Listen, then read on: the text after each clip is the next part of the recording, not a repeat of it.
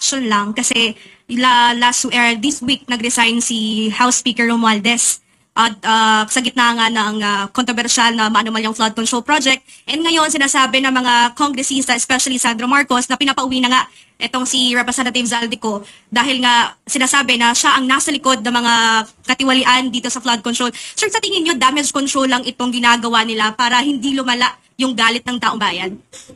Ang pinalit, mabuting tao yan, si Buji. Narito ang Balitang Pinoy TV.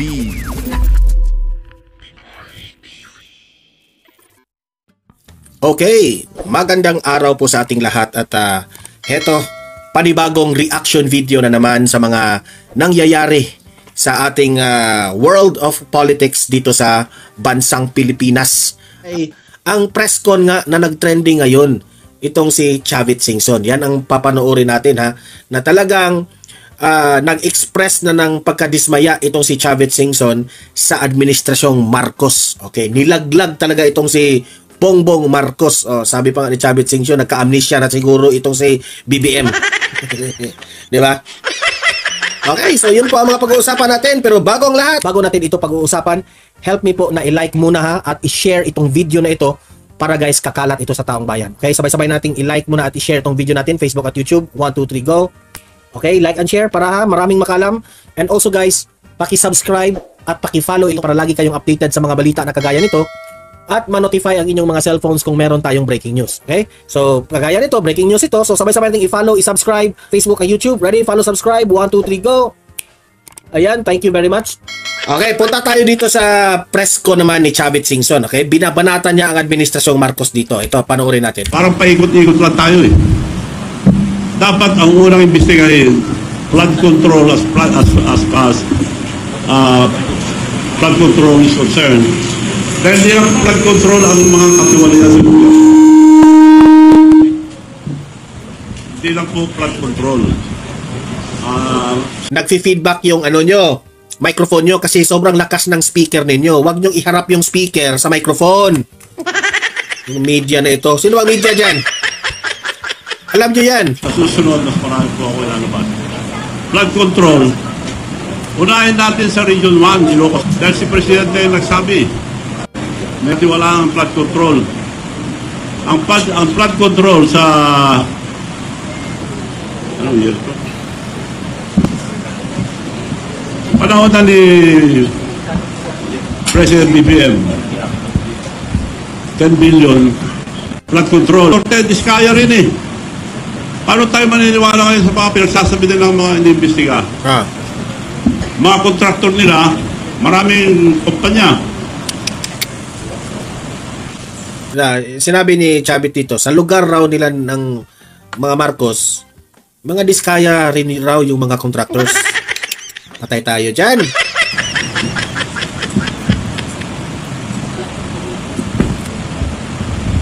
Sa Ilocos Norte lang. Ilocos Norte ha.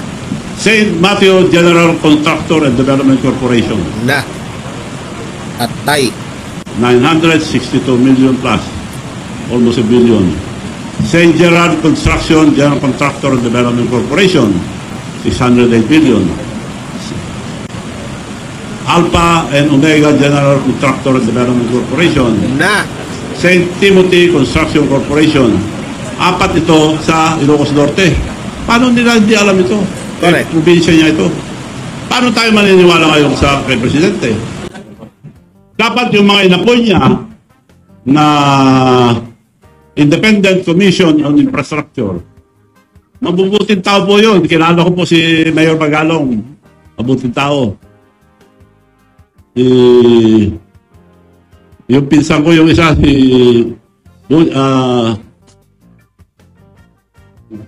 Dave Singson, matino po yun. Kaya nakikiusap at sa yung may iba siguro matino rin lahat para lang i-guide sila. Unahin niyo po ang Ilocos Norte muna, huwag na tayo lumayo dahil yung map as far as diba? Tama si Chavit Singson. Unahin niyo yung Mayor Magalong sa investigasyon ninyo dyan sa independent body ninyo dyan na itinayo ni Bongbong Marcos. Unahin nyo ang Ilocos Norte, yung lugar ng mga Marcos. Kasi si Chavit Singson ang nagsabi, marami ring mga dapat questionin dyan ng mga proyekto. Control concern at buong Pilipinas, sino naka-corner? Yung mga diskaya. Sila ang contractor nila eh. Ah, Ba't pa imbestigahan na muna yun? Nandun na lahat ang kalukuhan. So kung antayin natin ang Senado, mag-ano pa yan eh. Tatagal pa. Diretso na. Diretso na lang to. At ang suggestion ko lang, huwag na natin pahirapan ang taong bayan. Yung rally, baka may manggulo pa. Ang pakiusap ko lang, it will be a peaceful revolution about corruption. Ang mga kabataan at mga estudyante ang mag-lead ang revolution na ito. This is not for ourselves, this is for the future of our children. Mga kabataan, pabayaan natin sila. Sila mag-lead itong revolusyon para matanggal ang graft and corruption. Ang suggestion ko lang, ewan ko kung papayag sila, huwag na tayo magpunta sa kalye, baka guluhin pa nila. High school and colleges, pero yung mga nasa kindergarten, yung mga elementary, tuloy ang pag-aaral. Hinto muna sila hanggat di bumababa lahat ng mga korap sa gobyerno.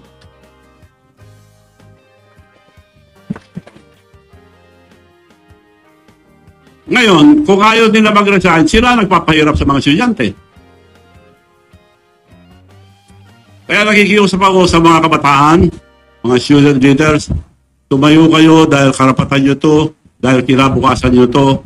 Hindi po para sa amin, tumutulong lang po kami dito sa inyo. Ang mga opisyal naman, mga military and police, generals, mga officials, pabayaan nyo po yung mga anak nyo sumama sa protesta ng korupsyon. Huwag nyo silang pigilin para walang gulo. So yun po ang aking suggestion sa mga kabataan. Huwag na lang sila pumasok muna, magbakasyon muna sila. Kung hindi alis, aaduhin natin yung... Alala ko lang, education is very important.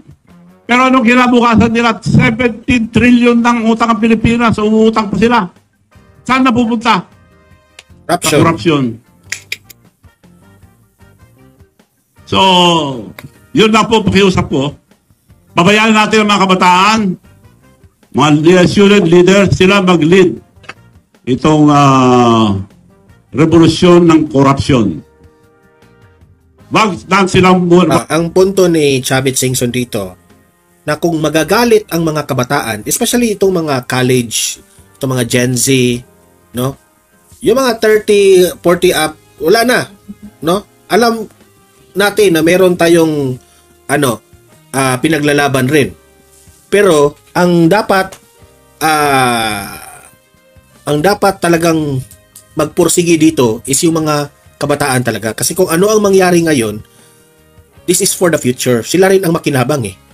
Kung lalabas sa kalye ang itong mga kabataan ngayon dahil galit sila sa administrasyon ngayon, hayaan na natin. Si Chavit Singson na ang nananawagan dyan, ha? Suggestion ko lang, pwede rin kayo pumunta sa Barani, pero baka may manggulo, baka mapahama kayo. Ang suggestion ko, walang gulo. Huwag na lang kayo pumasok. But, tumayo kayo, karapatan nyo, magprotesta. Correct. Dahil sa ang gobyerno natin, wala nang mangyayari. Dahil walang isang salita ang presidente. Walang isang salita yan. Ba't tayo maniniwala? Siya meaning to say, tama tayo na budolero si Bongbong Marcos. Siya na nagsasabi walang isang salita itong presidente natin. Walang isang salita. Kung kayong mga loyalista dyan, kung hanggang ngayon naniniwala pa rin kayo kay Bongbong Marcos, nasa inyo na yan. Maraming beses na kayong niloko. Magpaloko pa rin kayo. Ewan ko na lang sa inyo. Sabi, nakakaya kayo. Dapat nakakaya tayo eh. Kasama, yung sila Diskaya, sila ang contractor niya eh. Diba? Imagine siya ngayon si Bongbong Marcos ang nangunguna na nagtuturo na heto yung mga mahiya-hiya naman kayo, di ba? Kasi iwas siya. Umiwas si Bongbong Marcos sa issue nitong korupsyon na ito. Na ang taong bayan, hindi mo maluloko, Bongbong Marcos. Ikaw ang i-blame namin dito. hinahayaan mo. Oh, ngayon, itong revelasyon ni Chavit Singson, anong sinabi? Yung mga proyekto nyo dyan sa Ilocos Norte, lugar nyo sa Ilocos, Bongbong Marcos, sino ang mga contractors? Diskaya. So meaning to say, pwede kaming magtanong sa iyo, Bongbong Marcos, binibigyan ka rin ba ng mga diskaya ng 25%? Si Diskaya lamang ang makasagot niyan. Oh. So ang pakiusap ko po ang mga student leaders, mga kabataan, to lead this peaceful revolution for corruption. Dahil ano nyo ang wala na tayong pag-asa sa buhay. This is your future. This is your future. Yung mga kabataan, hindi po sa amin. Tumutulong lang po kami magpaliwanag dahil mukhang naliligaw tayo eh. Investigasyon sa Senado, wala nangyayari. Paikot-ikot lang tayo. Yun lang po. Maraming salamat and I'd like to entertain any question. Ayan. Question and answer. Tingnan natin. Media. Tanong. Meron pong microphone dyan sa... Akin po. Hello. Very quickly, Governor Manong, we pump in OFWs are 10 million outside of this country. And then, they pump in 33 billion US dollars in this country. Nagagalit na sila at talagang gusto na nilang magwala din kasi they work their butt out to provide for their families. Ang tanong, if they stop remittances, ano mangyayari dito sa Pilipinas? 33 billion US dollars ang pinapump in nila every year. It could be more.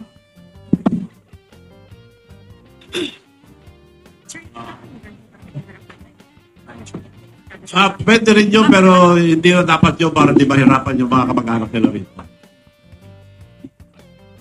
Yan ang pinakamagandang naisip ko, huwag na lang pumasok.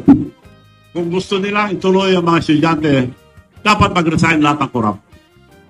At lahat ng mga politician, huwag tayong makialam, pabayaan natin ang kabataan magprotesta. Correct. Because this is for your future, mga kabataan. Sila, hindi tayo. Sila na masisira kung di pa tayo tutulong kikilos. Pwede rin yung suggestion nyo, pero wag na dahil mahirapan lang mga kamag-anak ko. Okay. Sir, good afternoon. Sheena Torna from SMNI News dito po, sir. Sir, your reaction lang kasi this week nag-resign si House Speaker Romualdez at sa gitna nga ng kontrobersyal na maanumalyang flood control project. And ngayon, sinasabi ng mga kongresista, especially Sandro Marcos, na pinapauwi na nga itong si Representative Zaldico dahil nga sinasabi na siya ang nasa likod ng mga katiwalian dito sa flood control. Sir, sa tingin nyo, damage control lang itong ginagawa nila para hindi lumala yung galit ng taong bayan? Ang pinalit, mabuting tao yan, si Buji D. Pampaganda lang nila yan. Pero kung tutuusin mo, Sila pa rin nag-control. Sendong, different color. Paano siya susunod din sa naglagay sa kanya yan? 10 beses mo palitan ang speaker, ganun pa rin. Palitan natin lahat ng korap na opisyal. Yan ang sabi ni Chavit Singson. Palitan natin lahat ng mga korap na mga opisyal. Marami nga ang nagsasabi, no? Sa totoo lang, itong si Buji D, itong bagong House Speaker, mabait. Pati nga si Senator Amy, kilala niya ito. Sobrang bait yang si Buji D. To the point na pwede rin siyang makontrol. Yan nga ang analysis ng mga political experts eh. Itong si Buji D ay parang ginawa nila itong House Speaker para damage control. Para magmukha na, heto na, pinapalitan na. Ang tanong, did it solve the problem? Do you think dahil si Buji D na ang House Speaker ay mawala na ang korupsyon? Yan ang una nating itatanong. Wala na ba ang korupsyon sa 2026 dito kasi si Buji D na? Ito yung sagot. Malaking posibilidad, no? There's a big possibility na meron pa rin korupsyon. Why? Itong si Buji D, tauhan nila. Kung tauhan nila si Buji D, makokontrol nila. Sa sobrang bait nitong taong ito, pwede rin siyang lulukohin ng mga nakapalibot sa kanya na nag-udyok sa kanyang maging House Speaker. Tauhan pa rin ito ni Marcos. Di ba? So, hindi po ito nakakatulong. Damage control lang po ito. Tayong taong bayan ang niloloko nitong pagpalit ng speaker. Ngayon, bakit ang mga yelo, ayaw nilang ng BBM resign?